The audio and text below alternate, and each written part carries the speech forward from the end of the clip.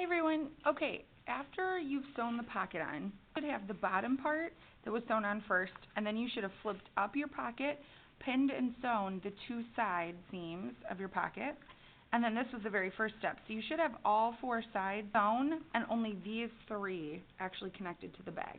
So you should be able to put everything in your pocket when your bag is done, and it should look like this. So the next step is for you to actually start pinning your webbing onto the bag. So your webbing is probably still connected by a pin, and you probably still have your two bunny ears with your handles at the bottom. So you can go ahead and take that pin out. Take out any pins that you have in your webbing, and you're just going to open it up so that you have a big loop of webbing. So what you're going to do to start, you're going to lay your webbing right on top of these printed rectangles that are on your bag. And it kind of depends on what color bag you have for what color these printed lines are. This bag, it happens to be white.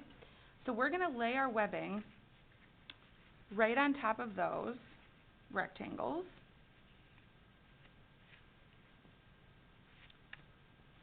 And you want to try to get each handle even. So the amount of space that this handle is off of the bag, it should be the same on the other side, which is kind of hard to see because of the camera angle here, so let me just slide this down.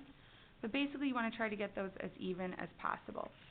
Once you have those pretty even, you're going to want to put a pin right in the center. So for this bag, the center is going to be right around your reinforcement X on the one side, which is hard to see right now, but you can kind of see the edge there, or you can see the stitching if I hold it up. So you're going to lay that down, and you're going to put one pin in there just to hold it. And then same thing down here on the bottom. So you're going to put your one pin in just to hold your spot, make sure everything's even.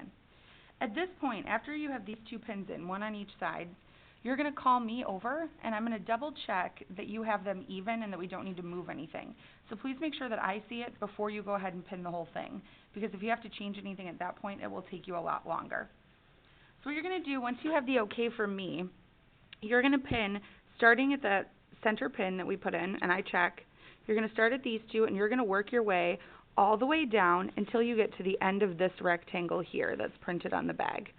So you're going to basically pin your webbing to the rectangle printed there every 3 fingers. So you're going to put 3 fingers down, mark your spot, and then we're going to put your pin in.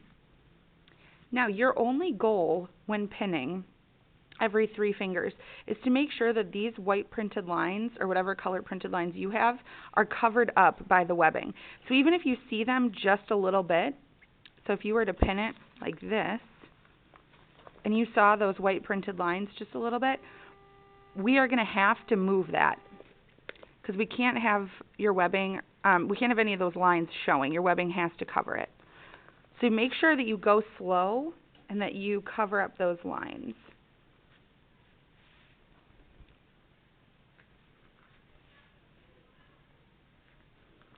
So I'm just working my way down, putting those pins in, making sure everything is covered.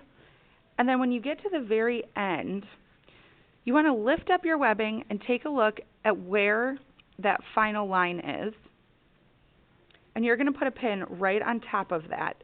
So I'm just holding my pin here to mark my spot, and then I'm going to put the pin in right through the webbing. So that will tell me when I'm sewing that this is where I pivot. This is the end.